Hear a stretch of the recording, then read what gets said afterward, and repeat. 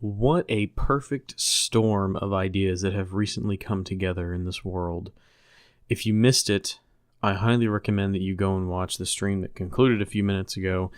That was Jared Taylor versus Tariq Nasheed. Basically, the king of the We Was Kangs movement, and of course, Jared Taylor, the super genius leader of the white consciousness movement, as I like to call it.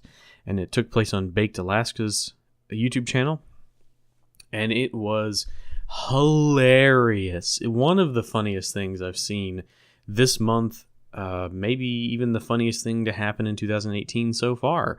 Very, very funny. But I just wanted to respond a little bit to some of the points that they brought up. And it correlates pretty well to the philosophy that I've been sort of compiling, putting together, reading about, and planning on doing a bigger presentation here soon when I get the time. And that is the philosophy of strength and how it applies to the real world and not just theoretical politics or pure philosophy. So let me get into that right now. And let's talk about first Tariq Nasheed's worldview. He views the world as being completely dominated by white Europeans. He says the entire world is nothing but white supremacy, that China and Japan are white supremacist countries that are collaborating with the whites to keep everybody down. He believes that in the past, humans were all black sub-Saharan Africans that traveled across the world creating civilization, and that some weather events turned us white and made us these snow devils, these cavemen, these dogs that they like to call us, and that they have institutionalized and subjugated the black man ever since. But what Tariq Nasheed fails to understand or even put forth as an idea is, why should I care about any of this? Why should anyone care about his ideas or this white supremacist world that we live in? If you're unaware, there's something about reality you need to understand. History, as we know, is written by the victors. It is an agreed upon past that does not take into account those who have been vanquished. In reality, the people who set the rules are those who are subjugating the rest of us. Those in control are the strongest or the smartest or the most cunning, so on and so forth. It is the victors that determine what is and is not. So, I have to ask, if the world is run by white Europeans and that they have enslaved and subjugated everyone on the planet, why should they not continue to do this? Why is it not in their interest to continue doing this? And why are you even trying to fight it if they're so powerful? Because these people, these white people, are who nature has determined as the dominant animal on the planet. They have subjugated everyone in Tariq's view. So they have no obligation to you, to free you, or to give you rights, or to keep you alive even. Tariq cannot seem to come to the terms with the fact that there is no reason why in this white supremacist world that they keep blacks and Africans alive for no reason. He says that it's just simply to torment them, but this is not really a good response. It's not a reasoned response. It's a cop-out, in my opinion. But honestly, why is there any reason why the dominant animal on the planet would keep anyone around if it threatened their existence at all? He makes all these claims that, well, if only the white man wasn't keeping blacks down, if it only wasn't white supremacy that was keeping us down, then blacks would rule the world again.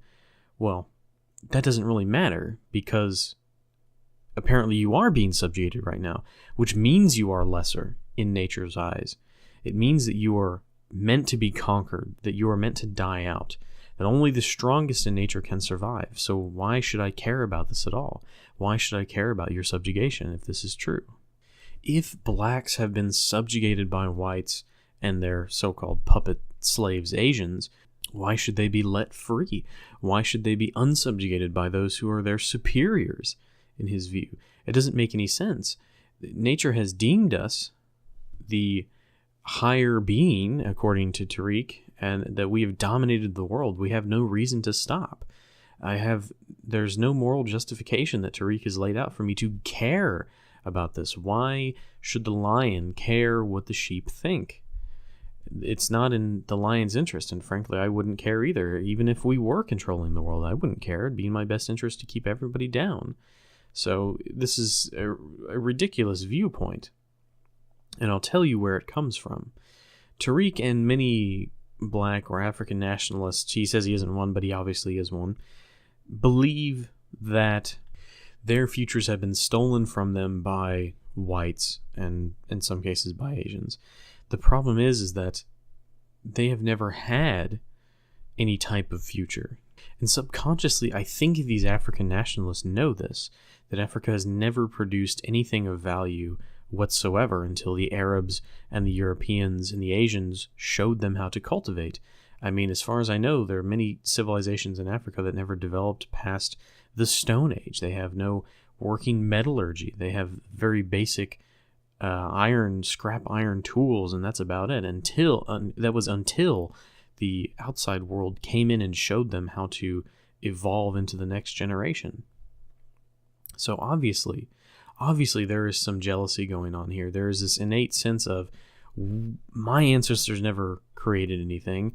I have nothing to be proud of, so I have to project and say that it's someone else's fault. It's this victim mentality that they have. This is where this worldview comes from.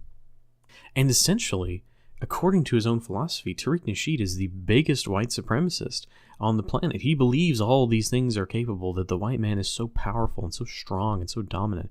I really appreciate that he thinks we're so powerful. I mean, we're looking down on him, apparently.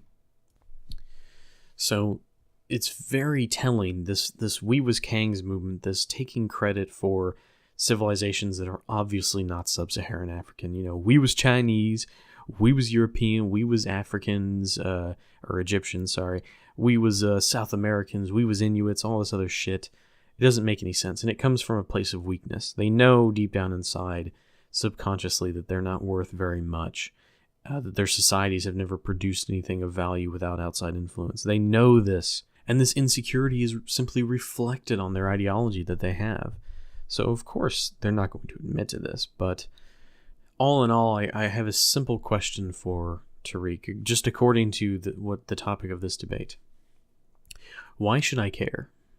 Why, if I am and my people are subjugating the world, why should I care what you think? Why should I care about your enslavement? Why should I care about your rights? Why?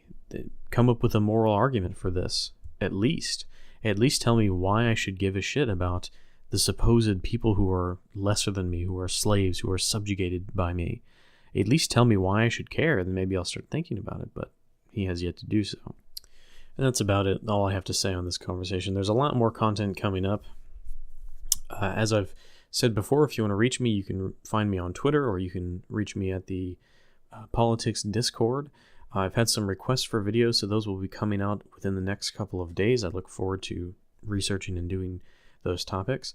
I've also decided that I should begin working on a book club. I have an extensive library of political and philosophical works that I want to talk about and maybe do book reviews. And then I would love it if everyone who's listening here would like to follow along and read the books as we go. We'll do like one book a month, and at the end of the month I'll do a video on the book, and then we can discuss it. That sounds pretty nice to me. But anyway, coming up we have I think his name's Andrew Anglin versus Sargon of Akkad. Tentatively, it's scheduled, but we don't know if he'll show up on Baked Alaska's stream. It's now pretty much confirmed that in Sargon's place on Warski Live with Richard Spencer, it will be V and someone else. So Sargon, as I predicted, he's going to send his minions in to do his bidding for him. So we have that to look forward to. Hopefully there's no other drama that catches up, because I've got a lot of videos coming down the pipeline that I want to do. So stay tuned, leave me a like, subscribe if you want to see more. Thanks for listening.